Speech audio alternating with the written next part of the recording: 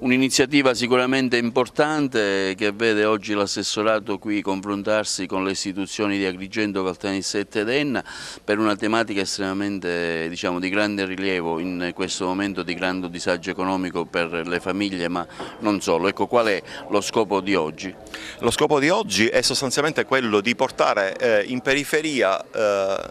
la tematica grossa e importante del SIA, questa nuova misura prevista dal Governo nazionale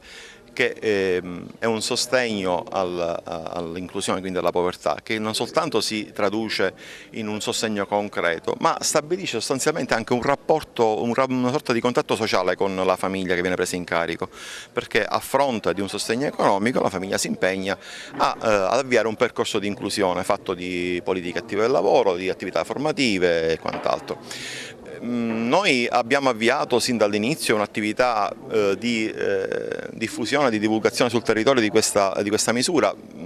per il tramite prevalentemente, l'attuazione avviene per il tramite di distretti sociosanitari, che come non so se si sa il Dipartimento regionale della famiglia non ha uffici periferici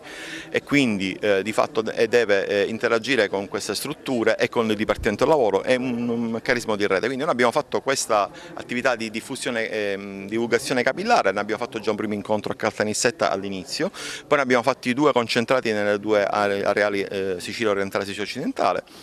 E visto il grande risultato, nel senso che abbiamo avuto un afflusso veramente notevole, anche la giornata di oggi lo testimone, abbiamo un locale che difficilmente riesce a contenere tutte le parti interessate, abbiamo pensato di avviare anche alla luce del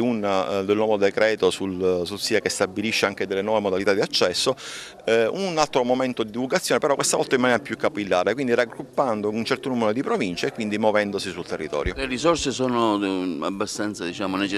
abbastanza Sì. disponibili per le richieste, che so che ci sono tantissime. Sono fondi del Ministero, prevedono sostanzialmente due assi di intervento. Uno rappresenta chiaramente il sostegno economico in favore delle famiglie, l'altro invece sono delle risorse messe a disposizione sempre dal Ministero attraverso il Piano Inclusione, che in un certo senso sostiene quindi tutta una serie di attività di rafforzamento dei servizi sociali e anche attività formative, attività di sistema, perché questo dal punto di vista organizzativo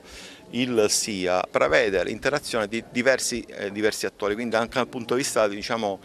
metodologico e organizzativo rappresenta anche una grossa innovazione, perché difficilmente,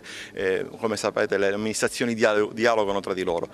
Mettere insieme l'INPS, il Dipartimento Famiglia, il Dipartimento Lavoro, anche l'ufficio scolastico regionale e i comuni ovviamente, tra virgolette obbliga queste istituzioni a dialogare, e quindi questo sistema di rete ha consentito di poter essere presenti sul territorio in maniera molto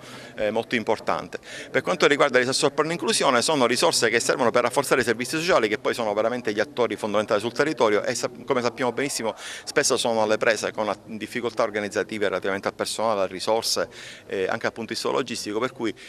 queste risorse servono proprio a potenziare questi servizi in vista di questa misura.